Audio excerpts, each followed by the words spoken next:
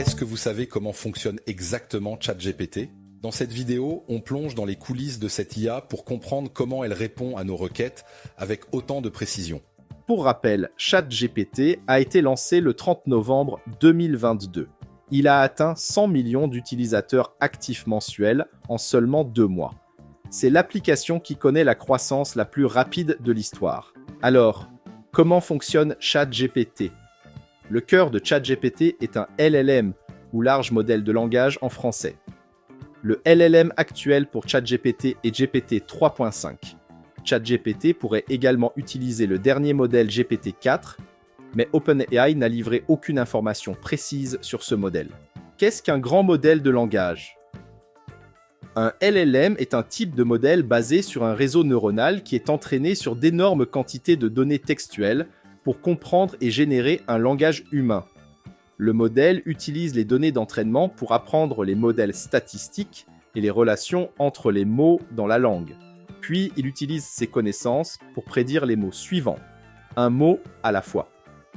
Un LLM est souvent caractérisé par sa taille et le nombre de paramètres qu'il contient.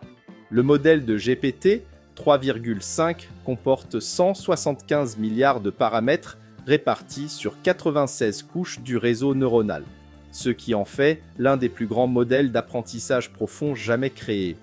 OpenAI n'a pas révélé le nombre exact de paramètres du modèle GPT-4, mais il est généralement admis qu'il est plus avancé et possède plus de paramètres que son prédécesseur. Les entrées et sorties du modèle sont organisées par jetons. Les jetons sont des représentations numériques de mots, ou plus exactement de parties de mots. Les nombres sont utilisés comme jetons plutôt que comme mots, car ils peuvent être traités plus efficacement. GPT 3,5 a été entraîné sur une grande partie de données Internet. L'ensemble de données sources contient 500 milliards de jetons. D'un autre point de vue, le modèle a été formé sur des centaines de milliards de mots. Le modèle a été entraîné pour prédire le prochain jeton à partir d'une séquence de jetons d'entrée. Au cours de cette phase de préformation, le modèle apprend à prédire le mot suivant dans une séquence, ce qui l'aide à comprendre les modèles et les connexions entre les mots, la grammaire, les informations, les capacités de raisonnement et même les biais dans les données. Néanmoins, les LLM peuvent refléter les biais trouvés dans leurs données d'apprentissage, ce qui conduit à des réponses parfois mensongères, offensantes, qui véhiculent l'injustice, etc. Diverses techniques, comme le prompt engineering et l'affinage, permettent d'améliorer les performances des LLM. Le LLM peut être affiné sur des ensembles de données plus spécifiques afin de se spécialiser dans des tâches ou des domaines de connaissances particuliers. Concrètement, les capacités du grand modèle de langage sont affinées de manière à répondre à des cas d'usage particuliers en employant des prompts, des instructions spécifiques. Ce processus est appelé Reinforcement Training from Human Feedback ou RLHF, qu'on peut traduire par apprentissage par renforcement, à partir du feedback humain. Je vais essayer d'expliquer le processus avec une analogie. Imaginez GPT comme un chef étoilé capable de préparer une grande variété de plats. Affiner GPT avec RLHF revient à affiner les compétences de ce chef pour améliorer davantage la qualité des plats du chef. Au départ, ce chef a été formé en apprenant de nombreuses recettes et techniques de cuisine. Mais parfois, il ne sait pas exactement quel plat préparer si les clients ont des demandes spécifiques.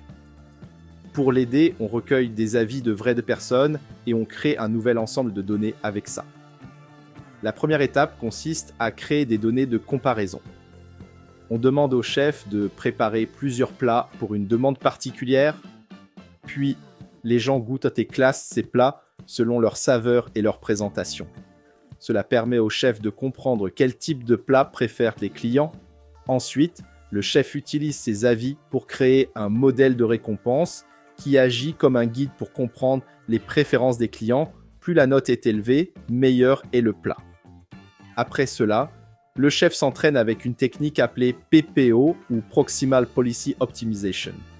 En gros, il compare ses plats actuels avec des versions légèrement différentes et apprend, grâce au modèle de récompense, lesquels sont les meilleurs. Ce processus est répété plusieurs fois et à chaque itération, le chef améliore ses compétences pour créer des plats qui plaisent davantage à ses clients.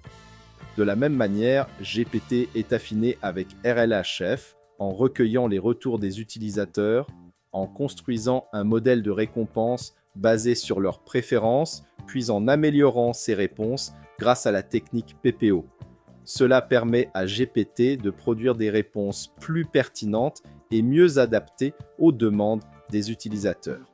Voyons maintenant comment ChatGPT utilise son modèle pour répondre à une requête. En théorie, c'est assez simple. On entre la demande ou prompt dans ChatGPT et le modèle produit une réponse. Mais en pratique, c'est un peu plus complexe. D'abord, ChatGPT garde en mémoire le contexte de la conversation. Cela signifie que chaque fois que vous envoyez un message, l'interface de ChatGPT fournit au modèle l'ensemble de la conversation passée. C'est ce qu'on appelle l'injection d'invites conversationnels. Et c'est ce qui permet à ChatGPT de suivre le fil de la discussion. Ensuite, ChatGPT utilise aussi des invites principales, qui sont des instructions ajoutées avant et après votre message pour aider le modèle à adopter un ton naturel et conversationnel. Ces instructions sont invisibles pour vous, mais elles orientent la manière dont ChatGPT vous répond. Enfin, avant et après l'envoi de votre message, ChatGPT passe par un filtre de modération.